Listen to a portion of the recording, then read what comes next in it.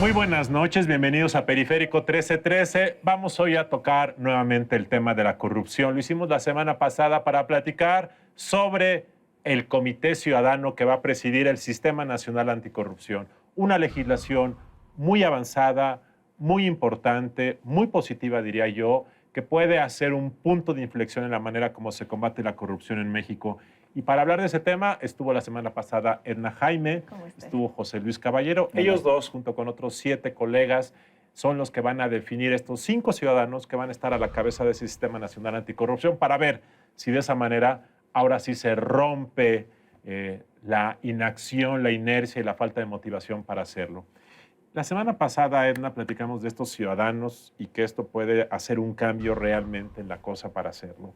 Ahora yo quisiera ver, una vez que ya estén sentados esos 5 ciudadanos, ciudadanas, y que ya la legislación esté en función, ya que prendes el coche, ¿qué va a pasar? La gente se pregunta, ¿qué va a pasar en México con la corrupción? Bueno, yo creo que este sistema va a tardar en consolidarse. Generaríamos una expectativa equivocada si mandamos la señal o el mensaje de que mañana vamos a tener todos los instrumentos y todas las capacidades para ser eficaces en el combate a la corrupción. Debo decirte que hay algunas instancias del Estado mexicano que tienen funciones anticorrupción que son muy débiles, que no están preparadas. Estoy pensando particularmente en la Fiscalía Anticorrupción, en la persecución criminal. Tenemos la Procuración de la Justicia en este país, está deshecha, Luis Carlos. Entonces el fiscal, que será nombrado en estos días, pues va a encontrar que no tiene con qué, que va a tener que construir capacidades, entrenar ministerios públicos, entender bien los nuevos tipos penales incorporados al Código Penal, generar capacidades de inteligencia financiera. Entonces, sí es una tarea enorme, pero creo que están sentadas las bases para poder así irlas construyendo, Luis Carlos. Entonces, ¿qué va a ser lo primero? Pues empezar a hacer una línea de base. ¿Cómo estamos en cuanto a la potencia de las instituciones que tienen funciones anticorrupción? Tenemos nuevas leyes orgánicas para estas instituciones, les estamos dando más atribuciones, entonces necesitamos ahora que ejerciten esas nuevas atribuciones. ¿Dónde vamos a estar en 10 años, José Luis? ¿Dónde vamos a estar en 10 años? Pues yo creo que en el tema con una potencia, digamos, de instituciones que sean mucho más transparentes, con una transparencia, rendición de cuentas y combate a la corrupción mucho más articulada, con mayor fortalecimiento de las instituciones. Yo pienso que un sistema nacional sí nos puede sacar de este lastre potentemente, claro, si todos y todos cumplimos con la tarea. Decía la semana pasada del problema de las entidades federativas, sí es cierto, pero esa interlocución y esa interrelación en un sistema nacional yo creo que sí nos puede potenciar. El Sistema Nacional en materia de seguridad pública lo ha ido evidenciando paulatinamente de alguna manera. El Sistema Nacional de Protección de Niñas, Niños y Adolescentes también. Yo creo que esta conjunción de esfuerzos federales, locales, que nos saque del marasmo centralista también, es algo importante. Hace unos días estuve en Monterrey y platicando con personas que han estado observando la labor del fiscal anticorrupción, Ernesto Canales. Por una parte hay quien dice no ha dado resultados porque el exgobernador no está en la cárcel. Es una manera de que la gente lea los resultados de la lucha anticorrupción. Y es muy legítimo. Y otros dicen, pues está abriendo brecha, esto es muy complicado porque hay amparos, hay falta de pruebas, a veces no hay cooperación del gobierno federal, se dice eso en Nuevo León. Cuando el gobierno federal entra, todo se resuelve porque tienen acceso al secreto bancario, entonces ven cuentas y detectan inconsistencias. Pero el hecho es que cuando te comentan la realidad allá es que los recursos disponibles para combatir la corrupción son muy escasos. Por ejemplo, ahora decía Edna, el nuevo fiscal anticorrupción, todo está girando en torno a la persona. Pero esa persona que se elija va a llegar a una institución donde la Unidad de Servidores Públicos de la PGR, que es donde se va a fundamentar la nueva fiscalía, tiene 25 investigadores. Entonces, la expectativa sobre esa persona va a ser inmensa y la verdad, su capacidad de resultados van a ser muy limitada. Esta parte de capacidades institucionales es la segunda gran reforma, ¿no es así? Yo creo que es la segunda gran reforma y también empezar a ver por dónde están los mecanismos de rendición de cuentas y de exigencia de la clase política. O sea, Claro. nosotros estamos haciendo un esfuerzo ciudadano, pero también la clase política tiene que hacer lo propio. Voy a decir una cuestión que sí que ha sido muy importante y muy, digamos, que ha turbiado mucho el tema de si el Procurador General de la República va a ser el fiscal, ¿no? Claro. Que es un tema en donde las sociedades, las organizaciones de la sociedad civil, la academia, colegas, gente se ha movilizado para decirle al Senado, bueno, danos una explicación de este fast track, legítimamente, porque tenemos que empezar a tener los controles de todos lados. Yo creo que es una cuestión de generar capacidades en las instituciones, fortalecer las instituciones del Estado mexicano que tienen estas funciones, pero también son importantes los liderazgos. No lo es todo. Sí, Necesitamos la conjunción de capacidades con buenos liderazgos. correcto. Pero veo mucho más posibilidades de generar esas capacidades si tenemos talento en las instituciones. Entonces, creo que las designaciones van a ser clave en este proceso.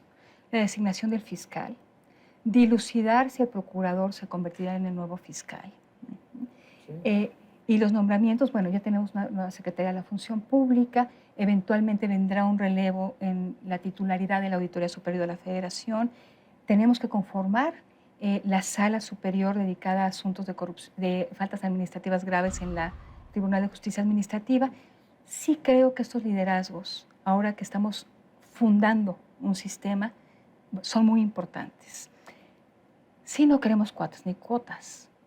Entonces, tenemos que ser exigentes de procesos más abiertos. Tenemos colegas de Fundar, de Artículo 19, que han planteado en una plataforma que se llama designaciones.org algunas buenas prácticas de lo que estamos esperando los ciudadanos en cuanto a estas designaciones.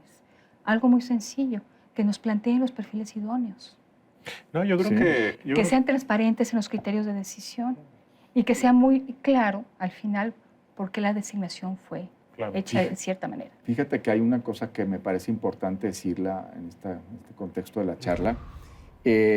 Se sacó la convocatoria para el fiscal anticorrupción y había una invitación para que la comisión participara en los perfiles. Ustedes. Nosotros, pero Ajá. no tenemos atribuciones claramente.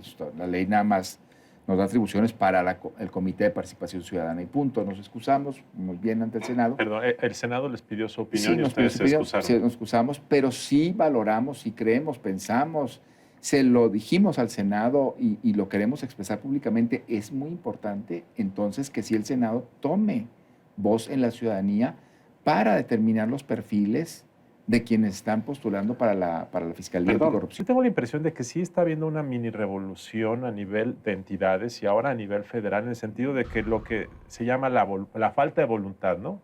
Yo creo que la falta de voluntad política sí es lo que ha impedido combatir la corrupción, porque aún y con la legislación anterior se podía haber hecho maravillas Sí. en este país. Entonces yo creo que ustedes están cambiando la motivación, la voluntad, y esta es una gran revolución porque después vendrá la revolución de las capacidades. Es un poco lo que tú dices, Sí. ¿no? Bueno, yo creo que esta reforma implica acotar el poder, Luis Carlos. Y yo creo que la clase política que ha tenido amplios márgenes de ejercicio del poder, en algunos casos sin límites y sin contrapesos, pues sí es una reforma de gran calado, que va a costar implementar. Estoy pensando en los estados. Hay estados donde el gobernador controla todo. Controla al legislativo, controla al órgano de fiscalización. Entonces, ¿cómo vamos a implementar este sistema con órganos autónomos, liderazgos más o menos autónomos? Pues va a ser bien complicado. Entonces, ahí sí necesitamos una participación de la sociedad civil que esté muy atenta a estos procesos de selección, de nombramiento, de aterrizaje de la reforma, para que no nos den gato por liebre. ¿Qué puede suceder? Y para poner un ejemplo está las leyes de transparencia que tenían que armonizarse con la Ley General de Transparencia y pues hay muchos gobernadores que se han querido pasar de listos, que no están realmente incorporando los estándares mínimos que implica la Ley General y que nos están diluyendo una reforma que fue importante. Y sí veo un riesgo enorme, enorme en el aterrizaje de estas reformas a nivel federal, pero sobre todo a nivel de los estados. Pregunta, no había pensado este tema que dices, pero ahora que los estados tienen que homologar su legislación para crear sistemas estatales anticorrupción, van a tener que copiar el modelo de un comité ciudadano que elija Eso sí. Una comisión de selección del comité de participación. O sea, todas las entidades van a tener que escoger las Todo. comisiones. Ahora, la verdad es que hay muchas entidades en México, quizá la mitad. Primero que no hay organismos de la sociedad civil, la vida académica está cooptada políticamente. Entonces ahí la verdad es que este ejercicio virtuoso puede ser un ejercicio bastante riesgoso.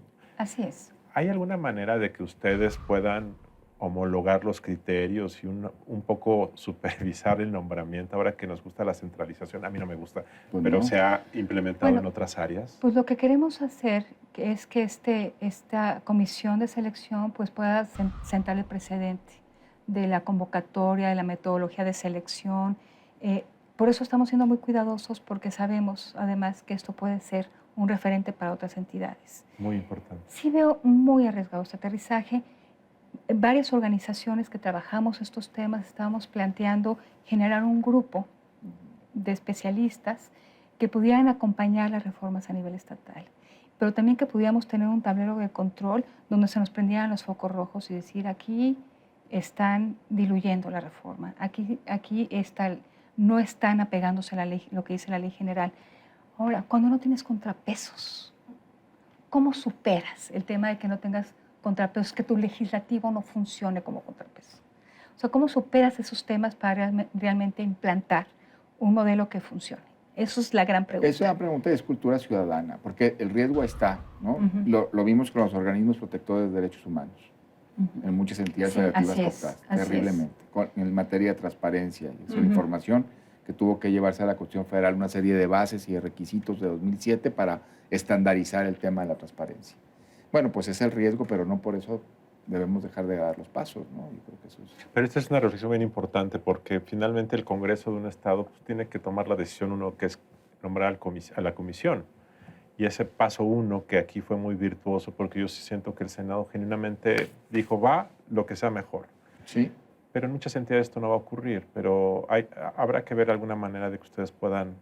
Sí, y con modelo replicante. Y claro, eso que estás diciendo también es una tarea para el Comité de Participación Ciudadana, ¿no? Esa vigilancia También, apoyada también. en la Secretaría Ejecutiva, en la Secretaría También Técnica, esa lo es. vigilancia, esa de todo el sistema, en su todo y en sus partes de los estados de la República, es la tarea también de estas 5 personas. Por eso pues nos regresa la responsabilidad que tenemos Sí, José de hacer Luis. una designación A ver, muy escrupulosa. a ver, pregunta muy esa, escrupulosa.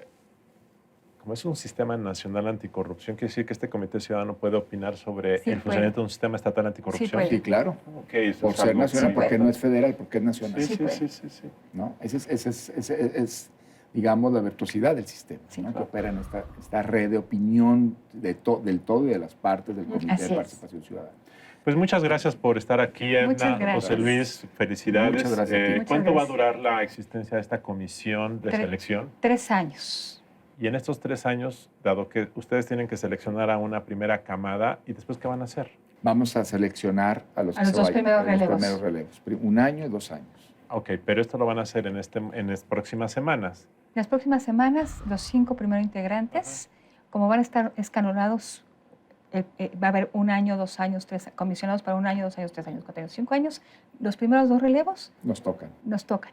Ah, ok, pero entonces, digamos, van a hacer una comisión con recesos largos mientras Así no hay es. selección. Ok. Así es. Pero muy atentos, Claro. súper atentos al tema. ¿no? Muy bien, pues muchas felicidades, muchas Muchas gracias. gracias. Ha sido todo por hoy en Periférico 1313. Nos vemos la próxima semana.